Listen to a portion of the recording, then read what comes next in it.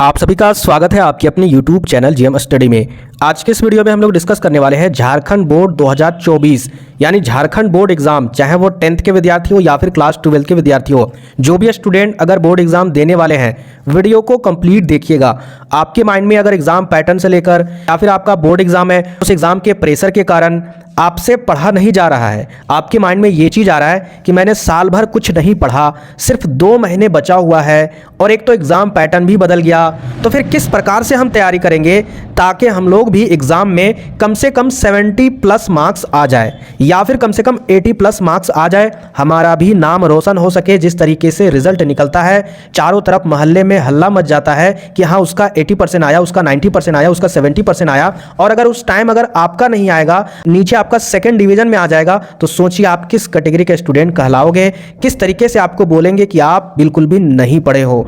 तो आज के वीडियो में ये सारे प्रॉब्लम को दूर करने वाले हैं। साथ ही साथ इस न्यू एग्जाम पैटर्न को लेकर एक यूट्यूबर है जो अपने आप को सही सिद्ध करते हैं, और दूसरे जितने भी टीचर है, बड़े बड़े टीचर है या फिर उनमें हम भी अगर ले लें, इन सभी शिक्षक को वो गलत साबित कर रहे हैं कि जो न्यू एग्जाम पैटर्न है वो गलत तरीके से बता रहे हैं, यानी वो अपने आप को सही मान रहे हैं, बाकी सबको गलत मान रहे हैं। उनका मानना है कि सिर्फ उन्हीं के चैनल से आप लोग देखिए, सारा कंटेंट समझिए, बाकी चैनल तो फेक है। और आपको बता दें, वो अपने चैनल में ऐसे वीडियो डालते हैं जो इलीगल है। जी हाँ, वो इलीगल वीडियो डालते हैं। कुछ दिन पहले उनके वीडियो को देखकर एक स्टूडेंट हमें मैसेज करते हैं कि सर एक ऐसा चैनल है जो वीकली टेस्ट का जो पेपर है वो पूरे तरीके से हूबहू लीक कर रहा है, तो ये पूरे तरीके से इलीगल है। हालांकि उस पर कार्रवाई इसलिए नहीं की गई क्योंकि बोर्ड एग्जाम का पेपर नहीं था, नहीं तो उसको सीधा जेल के अंदर डाल दिया जाता। ये बहुत बड़ा इलीगल वाला काम होता है, और आज के टाइम में वो दूसरे को बता रहे कि एग्जाम पैटर्न को लेकर गलत वीडियो बना रहे हैं। तो एग्जाम पैटर्न को लेकर कोई भी गलत वीडियो नहीं है, अखबार में साफ साफ अपडेट दिया गया था। एग्जाम पैटर्न जो है वो आपका बदलने वाला है। इसके लिए जैक बोर्ड ने जेसीईआरटी को प्रस्ताव भेज दिया है। पूरे डिटेल से सारे यूट्यूबर ने, सारे टीचर ने एक्सप्लेन किया। यहां पर जो आपका एग्जाम पैटर्न है, देखिए समझिए बात को, आपका जो एग्जाम पैटर्न है वो आपका 30 एमसीक्यू क्वेश्चन पूछा जाएगा और 50 सब्जेक्टिव पूछा जाएगा। पहले क्या था, 40 एमसीक्यू क्वेश्चन पूछा जा रहा था और 40 सब्जेक्टिव पूछा जा रहा था।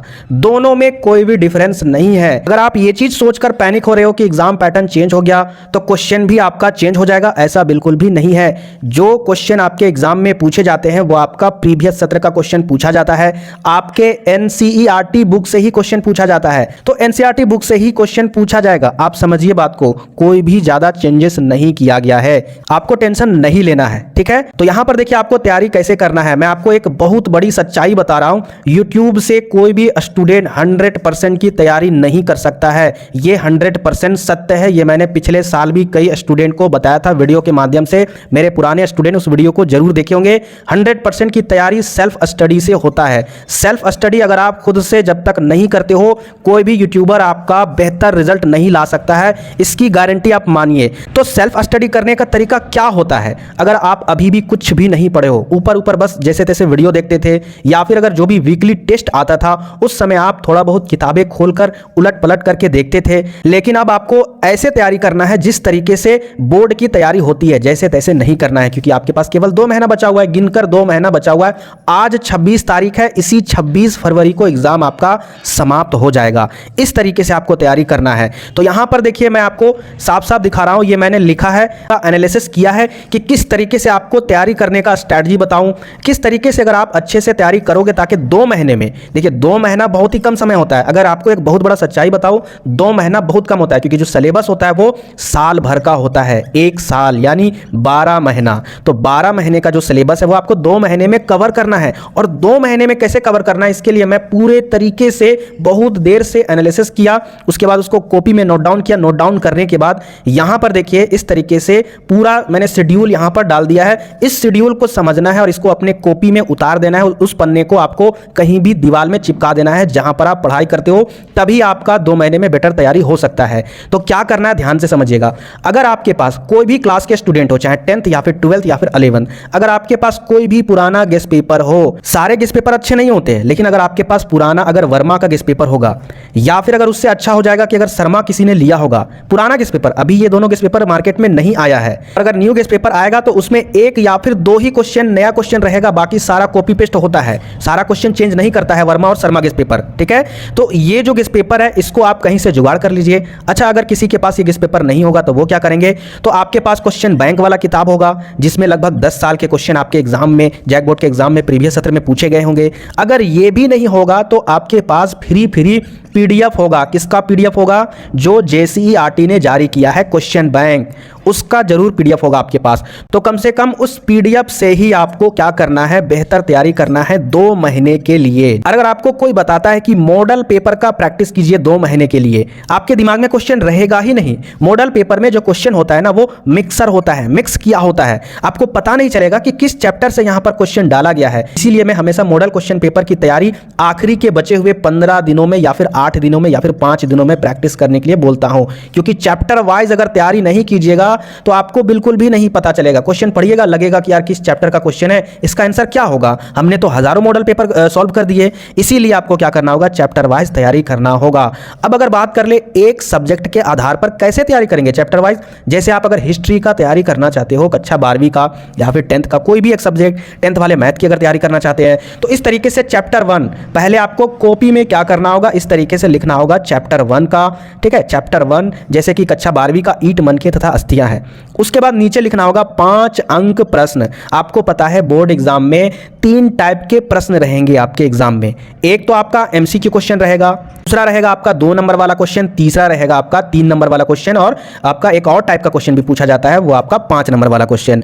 तो एमसीक्यू क्वेश्चन की तैयारी पहले आपको नहीं करनी है, पहले आपको 5 नंबर वाला क्वेश्चन को तैयारी करना है। तो 5 नंबर वाला क्वेश्चन का तैयारी कैसे करना है, इस तरीके से आपको लिख लेना है, हेडलाइनिंग बना लेना है। इसके बाद नीचे क्या करना है, चैप्टर 1 से क्वेश्चन बैंक में या गेस्ट पेपर में किसी भी किताब में, ठीक है, एनसीईआरटी बुक के अलावे जो क्वेश्चन 5 नंबर में पूछे गए हैं चैप्टर 1 से, उस क्वेश्चन को आपको लिखना है, नोट्स बनाना है। और लगभग आपको कम से कम 3 से 4 क्वेश्चन ही आपको एक चैप्टर का लेना है, क्योंकि 3 से 4 ही क्वेश्चन आपके एक चैप्टर से क्वेश्चन इंपॉर्टेंट हो गए। चाहे आप क्वेश्चन बैंक ले लो या फिर कोई भी गेस्ट पेपर ले लो, 3 से 4 क्वेश्चन के अलावे आपको 6-7 क्वेश्चन मिलेगा ही नहीं, ये चीज आप याद रखिएगा।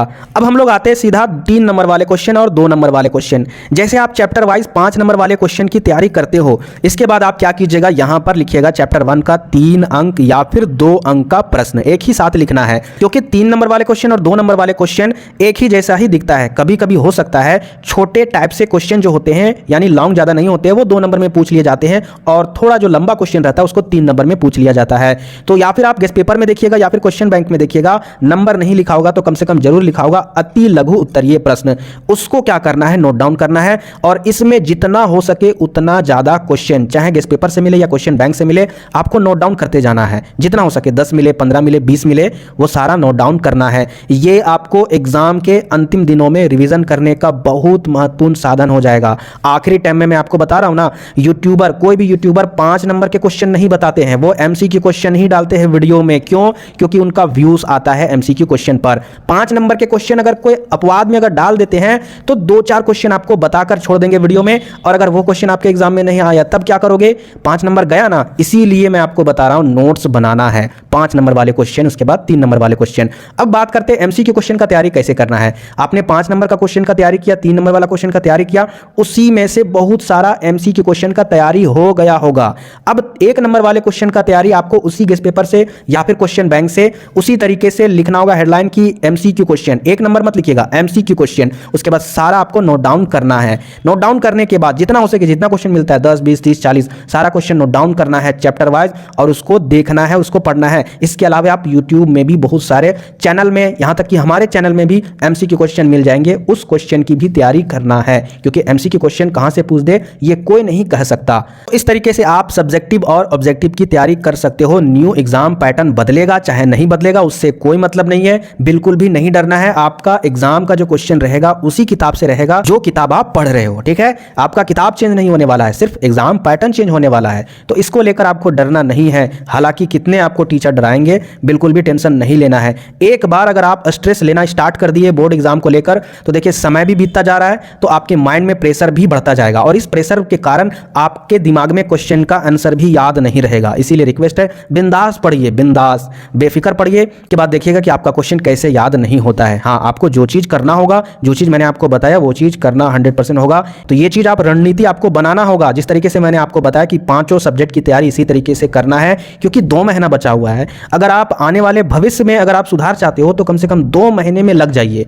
आप पबजी खेलते हो, कोई दिक्कत नहीं, 2 महीने बाद आप खेलिए, एग्जाम खत्म हो जाता है। आप अगर इंस्टा में वीडियो देखते हो, यूट्यूब में शॉर्ट वीडियो देखते हो, कोई दिक्कत नहीं है, एंटरटेनमेंट जरूरी है, लेकिन आप 2 महीने बाद कीजिए। 2 महीने अपने आप को एग्जाम की तैयारी में झोंक दीजिए, आपसे यही रिक्वेस्ट है। उम्मीद करते हैं आपके माइंड से सारा प्रेशर एग्जाम को लेकर जो भी होगा जरूर निकल गया होगा। तो आप लोग आज से ही निर्णय बनाइए, एक टाइम टेबल बनाइए खुद से और पढ़ना स्टार्ट कीजिए। मिलते हैं फिर नेक्स्ट वीडियो में।